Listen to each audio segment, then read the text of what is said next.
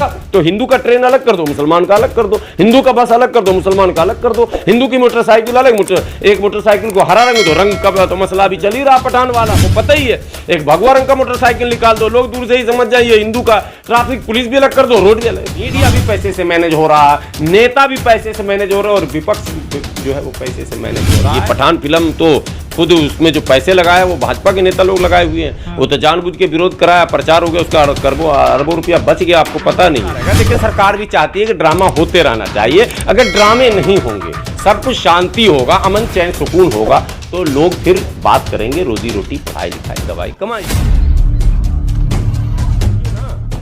राजेंद्र पाल गौतम पर इन लोगों ने कितना हंगामा किया था। और अगर आप देख लें वीडियो, मुजफ्फरनगर में एक मुस्लिम फैमिली को ये हिंदू बना रहे हैं ज़बरदस्ती, और खूब वीडियो बना के वायरल कर रहे हैं, चंदा भी इकट्ठा कर रहे हैं। अच्छा, तो वहाँ इनका कोई चीज़ खतरे में नहीं था। जो इस्लाम छोड़कर हिंदुत्व में जाएगा वो भी तो गोबर खाएगा, गाय गौमूत्र पिएगा, कुछ परन, कुछ क्या कहते हैं वो जो कहते हैं जिसको अहद उर्दू में, एक फैसला तो वो भी लेता होगा ना भाई, कि आज से मैं खुदा और खुदा के रसूल को नहीं मानूंगा, कुछ तो बोलेगा। आज से मैं तमाम देवी देवताओं को ही मानूंगा। कितने करोड़ हैं? 36 करोड़ देवी देवताओं पर मैं आज से आस्था प्रकट करूंगा, कुछ तो बोलेगा भाई। तो 33 करोड़, तो कुल मिलाकर हम उसको मुद्दे को दबा दिया गया। और जिसने कहा कि हम किसी को नहीं मानेंगे, हम विज्ञान को मानेंगे, हंगामा खड़ा कर दिया गया। जबकि विज्ञान को मानना कोई बुरी बात नहीं, विज्ञान तो एक प्रमाणिक चीज़ है, बच्चे को पढ़ा भी वही जाता। ये सब इन लोगों का एजेंडा होता, किसको कैसे प्रश्न। माइनॉरिटी से यह हमेशा भयभीत हैं, बौद्धिस्ट से भयभीत हैं, क्रिश्चियन से भयभीत हैं। अब तो क्रिश्चियन पे हमले हो रहे हैं, अभी छत्तीसगढ़ में हमले हुए हैं 3-4 क्रिश्चियनों पर, लगातार हमले की खबर आ रही है। तो ये किसी को बख्श नहीं रहे, ये सिर्फ डर रहे हैं सरदार जी से। पहले वो भी बेचारे इधर उधर रहते थे सिख, उन पर भी एट्रोसिटी होता था। सिख लोगों ने 84 के बाद एक सबक लिया और वो अब यूनाइट होकर रहने लगे। धीरे धीरे मुसलमान भी यूनाइट होने लग गया। भाई ओखला में बसेंगे, सीलमपुर में बसेंगे, जाफराबाद, एक मतलब उदाहरण मैं दे रहा हूँ। और कानपुर एक ऐसा शहर है जहाँ आप जाएंगे तो चमनगंज, बेकनगंज, करनेनगंज, फतेहपुरगंज, मूलगंज, मतलब गंज ही गंज मिलेगा। मुसलमानों का एक पूरा बेल्ट अलग मिल जाएगा और हिंदुओं का बेल्ट अलग मिल जाएगा, सिर्फ बिजनेस प्लेस को छोड़कर। ये सब इसलिए हो रहा है कि आप टीवी डिबेट को देखेंगे, मुसलमान क्यों मतलब प्यार करेगा हिंदू से? अरे भाई क्यों नहीं करेगा? एक साथ रहेगा, नेचुरल चीज़ है जो वो होगा। खाएगा नहीं एक होटल में, बैठेगा नहीं एक बस में, एक ट्रेन में सफ़र नहीं करेगा। तो हिंदू का ट्रेन अलग कर दो, मुसलमान का अलग कर दो, हिंदू का बस अलग कर दो, मुसलमान का अलग कर दो, हिंदू की मोटरसाइकिल अलग, एक मोटरसाइकिल को हरा रंग दो, रंग का तो मसला भी चल ही रहा पठान वाला, आप लोग को पता ही है। एक भगवा रंग का मोटरसाइकिल निकाल दो, लोग दूर से ही समझ जाइए हिंदू का। ट्रैफिक पुलिस भी अलग कर दो, रोड भी अलग। पागलपनी है। सबको आगरा रांची में भर्ती कराने की जरूरत है। ग्रीन ऑरेंज बस तो चल ही रही है। ठीक है, ये बहुत ही दुर्भाग्यपूर्ण स्थिति है कि भारत जैसे महान देश में, जहाँ की जड़ों में डेमोक्रेसी है, ये मैं अब बोल रहा हूँ, डेमोक्रेसी यहाँ की जड़ में है। कोई हरामखोर कितनी भी मेहनत कर ले, अभी तो 100 साल ही मेहनत हुई है, मैं कहता हूँ पूरी जिंदगी मेहनत कर ले, यहाँ के लोकतांत्रिक ढांचे को बर्बाद नहीं कर सकता है। बड़े बड़े आए और चले गए। डेमोक्रेसी अब यहाँ की जड़ों में है जी। तो उस डेमोक्रेसी के साथ चलता हुआ एक एक्टर अपनी फिल्म में क्या गाने भी नहीं फिल्मा सकता? फिल्मा रहा है ना। कुत्ता हाथी चले, साथ नहीं खड़े हाथी चले बाजार और कुत्ता भूखे हजार, वो सब कुछ हो तो सब कुछ होता रहेगा। ये बोलते रहें, ये विरोध करते रहें। मैं फिर कह रहा हूं, भारतीय लोकतंत्र की जड़ें बहुत मजबूत हैं। भारत में प्यार मोहब्बत को बढ़ावा देने वालों की बहुत बड़ी संख्या आज भी मौजूद है। ठीक है, इकोनॉमिकल जो है डिसबैलेंस हो गया है, आर्थिक विषमता है, पैसे पर कब्जा हुआ है। पैसे पर कब्जा होने की वजह से हालात थोड़े बिगड़े हैं। सरकार में बैठे हुए लोग क्यों खड़े नहीं हो रहे कि आप गलत विरोध कर रहे हैं? क्यों वो खड़े होंगे? सरकार में बैठे हुए लोगों ने सबसे पहले सोशल डिसबैलेंस किया, इकोनॉमिकल डिसबैलेंस किया। आपको पता है पैसे वाले जितने हैं उनको सरकार ने कब्जे में ले लिया है। देश का 90% धन 3-4% लोगों के पास, और देश का 3-4%, 10% धन जो है देश के 90-95% लोगों के पास। ये जो आर्थिक विषमता है, जिसके कारण कई बार पैसे के बल पर, एक याद आ गई बात मुझे, भागलपुर दंगे में भागवत झा आज़ाद मुख्यमंत्री हुआ करते थे। उनका ऑन रिकॉर्ड अमर उजाला ने एक बयान छापा। अमर उजाला ने लिखा, भागवत झा आज़ाद ने कहा कि कोई टेंशन न लीजिए। राजीव गांधी से कहा, जब राजीव गांधी पटना गए, उनको भागलपुर जाना था, तो भागवत आज़ाद ने रोक दिया कि आपको भागलपुर नहीं जाना, जबकि दंगा ऐसा था कि वहाँ जाना चाहिए था। तो अमर उजाला ने छापा कि भागवत जाने कहा कि मैं पैसे से मुसलमान को खरीद लूँगा, आप टेंशन न लीजिए, आपका वोट बना रहेगा, वोट आपका बिगड़े न। राजीव गांधी को वोट की चिंता थी, जैसे आज राहुल गांधी को है। तो भागवत आज़ाद ने कहा पैसे से खरीद लूंगा। मुझे याद आ गया, वो अचानक मैंने कोट कर दिया, अमर उजाला ने इस बयान को छापा है बाकायदा उस जमाने में, 89 के अखबार की बात कर रहा हूँ, अक्टूबर की।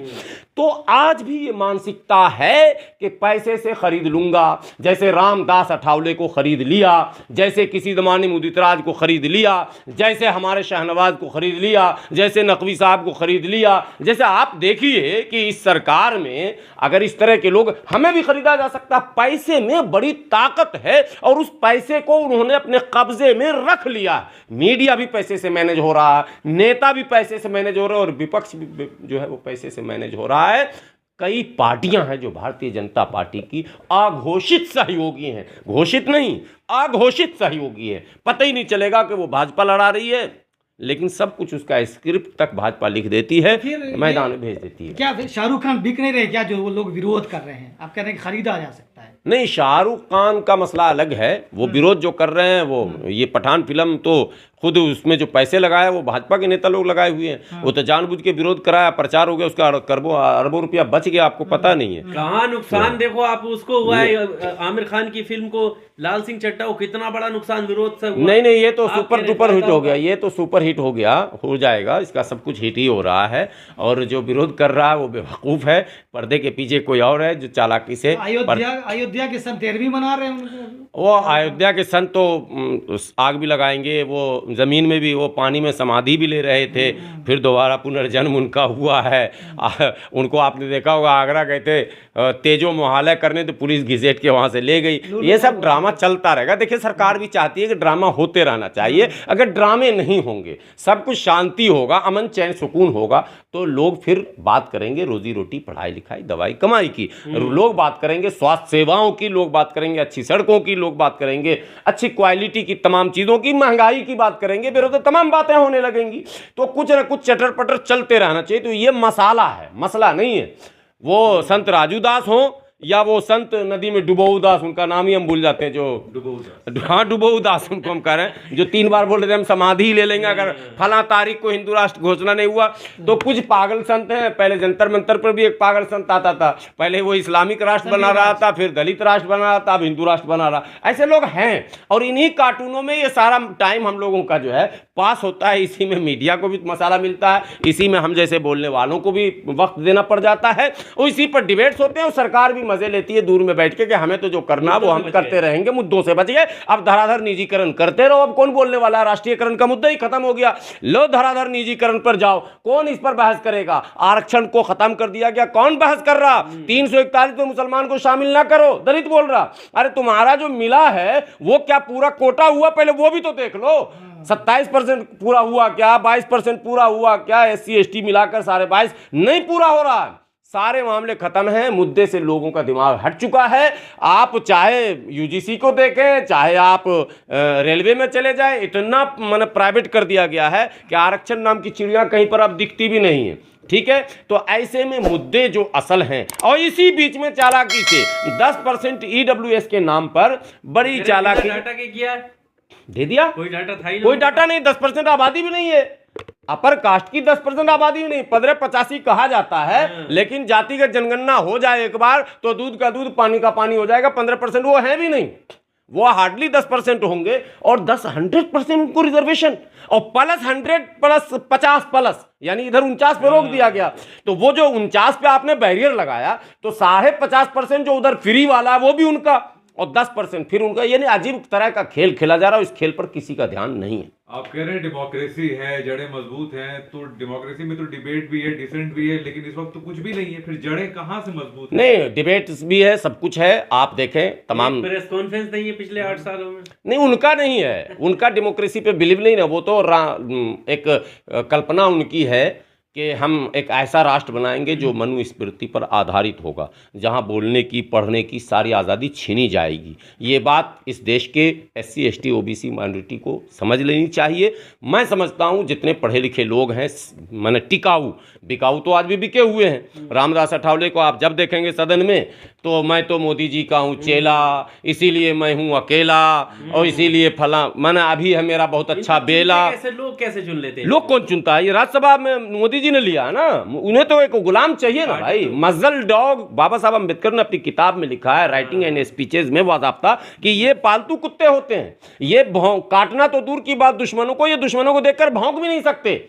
आज रामदास अठावले की हिम्मत नहीं है कि SC ST के किसी भी इश्यूज पर सरकार से कोई सवाल कर ले। वो जब खड़े हुए, आप लोकसभा उठाकर देखो, राज्यसभा उठाकर देखो, जब भी सदन में खड़े होंगे तो मैं तो हूं मोदी जी आपका चेला, मैं अभी हूं फिलहाल अकेला।